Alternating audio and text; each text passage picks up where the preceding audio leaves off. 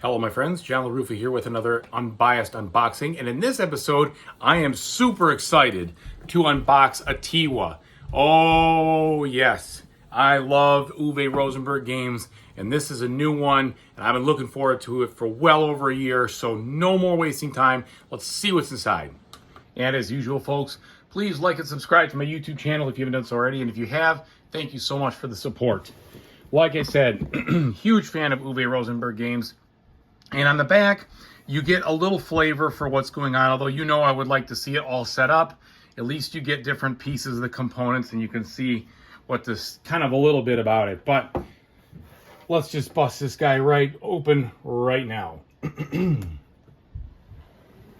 So this actually came into my flags 2 weeks ago, early, and I had to sit there and look at it, not on the shelf, but behind the counter, just waiting for this moment here. All right, so as we open this up, nothing special inside the box as far as the artwork. Here we have what looks like an accompanying booklet. Okay, so my guess is this is, yep, so this is gonna be just the background, because I know that Uwe does like to publish information about his games and what he's doing and all that yaz. All right, taking the components now, we have the fruit, the goats, and the wild animal meeples, which are wood, which is cool. We've got the score pad here. This is interesting way to pack cards in, almost looks like, kind of feels like tissue paper with a coating on it. It's not really tissue paper though, it's much stronger than that. Okay, so we have all the cards. Now, all the cards in this game are very functional, but that doesn't mean the artwork is bad, because they did jazz it up here with some different stuff at each of the tile, or each of the cards, with different illustrations. So I think that's really cool. They just made it look nice and thematic, and it looked great in front of you while you're playing. So you've got different landscapes, you have different town sizes and such, and there's 88 of these bad boys in here, plus your information here. So your night spot for the bat houses and the player aids. And one thing I like about Uwe Rosenberg games is that once you learn them, they usually are self-explanatory enough where you don't have to do a ton of rules lookup in the future. Okay, we've got this bag. This bag is of, I'd say, dubious quality. It's okay, but it's nothing special, that's for sure. Then we have this whole thing of bats and the player worker meeples, really. Okay, taking a look at the instructions now. These instructions, which I already previously read, very similar to the setup of other Uwe Rosenberg Lookout games. Pretty easy to follow. They've got a decent amount of examples.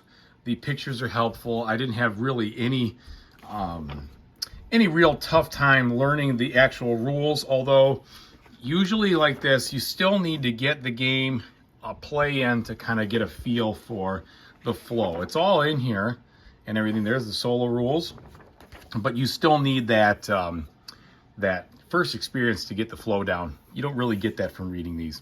Then they got a bunch of different solo challenges. So this is a beat your own score, but they do have several challenges to shoot for with scenarios, which I think is cool. All right, and then we have the components here all banded together. Let's take a look. All right, so we have the game board. On the back is just an illustrated side here, with it looks like a piece already kind of put in, because I think that will pop out. Yeah, that's a 4-player thing right there. And so you put in different ones depending on what you've got. And this is just a whole host of actions.